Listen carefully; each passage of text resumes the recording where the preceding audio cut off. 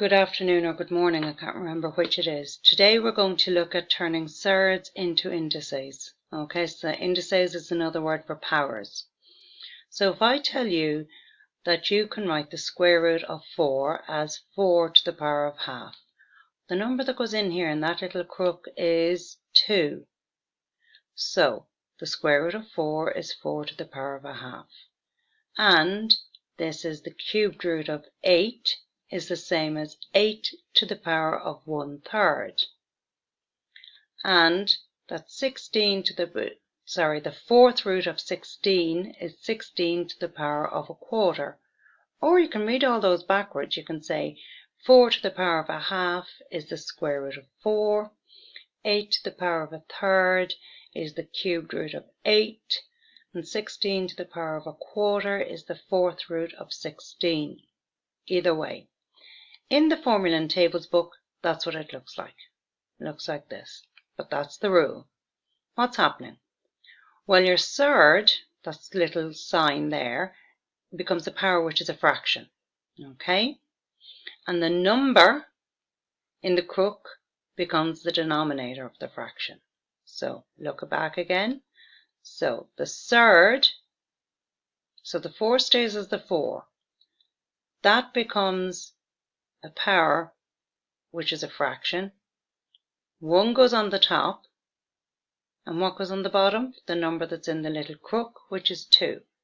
So here the 8 becomes an 8. The 8 stays an 8. The root sign, the surd sign, becomes a fraction power. 1 goes on the top, and on the bottom we put 3. Okay, then if you look at the next one, 16 stays 16.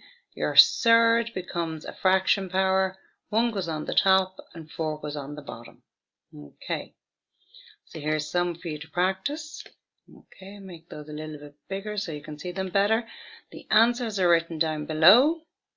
So you've got the square root of 2, the cubed root of 2, the fourth root of 2, fifth root of 2, sixth root of 2, seventh root of 2, eighth root of 2, and ninth root of 2.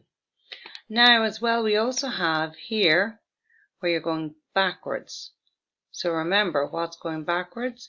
Once you see the fraction, that means you have to put in, it's going to be 3, 2, and then a square root sign. And what's going in the crook here is going to be 2.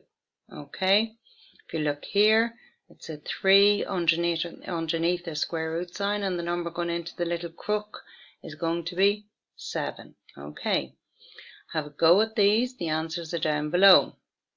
Then when you've got that done, you can click on this. It's a little form. There's only 4 questions just to give them another little bit of practice. Okay, so now we know, looking at this here, that the 7 stays the 7. That becomes a fraction, and 3 goes on the bottom. What's happening here? The 2 is going on the top. Okay, so the surd became a fraction power.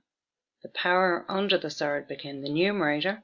So that went on the top, and that goes on the bottom. So it's bottom, big, top. Okay, and again, there's 8 more here, and the answers are down below. And once you've those done, there's another quick form to have a go of. And then here's your solutions, and make those nice and big for you. Not difficult, you'll be well able for it. Give it a go.